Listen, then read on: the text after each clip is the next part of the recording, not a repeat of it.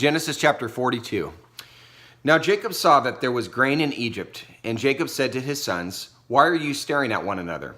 He said, "Behold, I have heard that there is grain in Egypt. Go down there and buy some for us from that place, so that we may live and not die." What are you waiting for, boys? Get on it. Verse 3. Then 10 brothers of Joseph went down to buy grain from Egypt. But Jacob did not send Joseph's brother Benjamin with his brothers, for he said, "I am afraid that harm may befall him." So the sons of Israel came to buy grain among those who were coming, for the famine was in the land of Canaan also. Verse 6. Now Joseph was the ruler over the land. He was the one who sold to all the people of the land. And Joseph's brothers came and bowed down to him with their faces to the ground. When Joseph saw his brothers, he recognized them, but he disguised himself to them and spoke to them harshly. And he said to them, "Where have you come from?" And they said, "From the land of Canaan, to buy food." Gotta imagine he was pretty ticked off at these guys, and he probably liked playing the tough guy a little bit after all these years. Verse 8.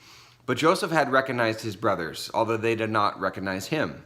Joseph remembered the dreams which he had about them, and said to them, "You are spies. You have come to look at the undefended parts of our land." Verse 10. Then they said to him, "No, my lord, but your servants have come to buy food. We are all sons of one man. We are honest men. Your servants are not spies." Yet he said to them, "No, but you have come to look at the undefended parts of our land." But they said, "Your servants are 12 brothers in all, the sons of one man in the land of Canaan. And behold, the youngest is with our father today, and one is no longer alive." Joseph said to them, "It is as I said to you, you are spies. By this you will be tested, by the life of Pharaoh. You shall not go from this place unless your youngest brother comes here.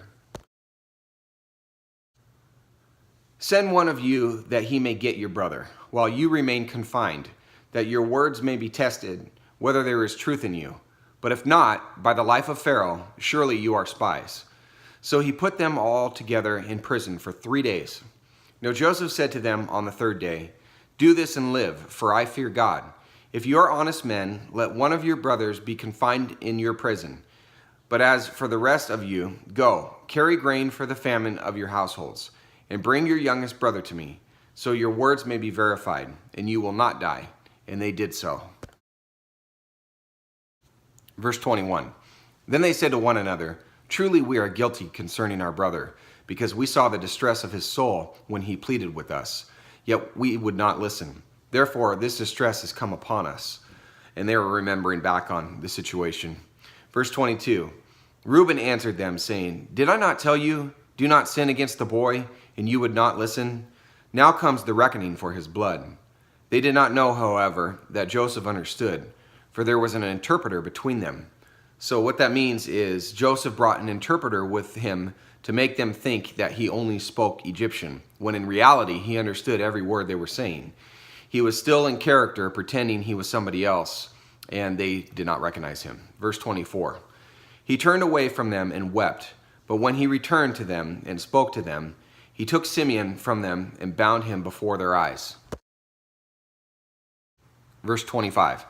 Then Joseph gave orders to fill their bags with grain, and to restore every man's money in his sack, and to give them provisions for the journey. And thus it was done for them. So they loaded their donkeys with their grain and departed from there.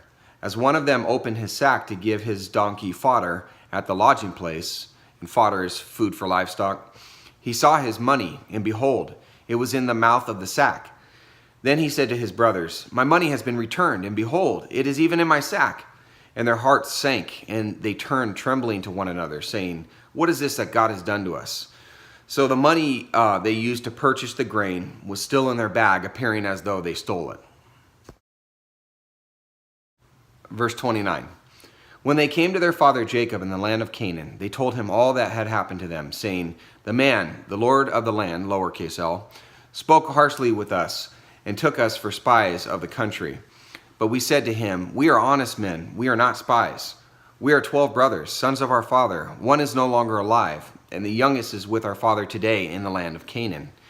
The man, the Lord of the land, said to us, 'By this I will know that you are honest men. Leave one of your brothers with me, and take grain for the famine of your households, and go.'" But bring your youngest brother to me, that I may know that you are not spies, but honest men. I will give your brother to you, and you may trade in the land. Now it came about, as they were emptying their sacks, that, behold, every man's bundle of money was in his sack. And when they and their father saw their bundles of money, they were dismayed. Their father Jacob said to them, You have bereaved me of my children. Joseph is no more, and Simeon is no more, and you would take Benjamin? All these things are against me. Verse 37. Then Reuben spoke to his father, saying, You may put my 2 sons to death if I do not bring him back to you. Put him in my care, and I will return him to you. He's talking about Benjamin. Verse 38. But Jacob said, My son shall not go down with you, for his brother is dead, and he alone is left. If harm should befall him on the journey you are taking, then you will bring my gray hair down to Sheol in sorrow. So Reuben says, Don't worry, Dad. If they kill your youngest son, you can kill 2 of your grandchildren. No thanks, Reuben. Just bring him back alive, please. So that is it for the chapter today. Tomorrow we're going to be on Genesis chapter 43 to see kind of the end of this saga. Actually, I think there's a couple more chapters, but please join me. God bless you.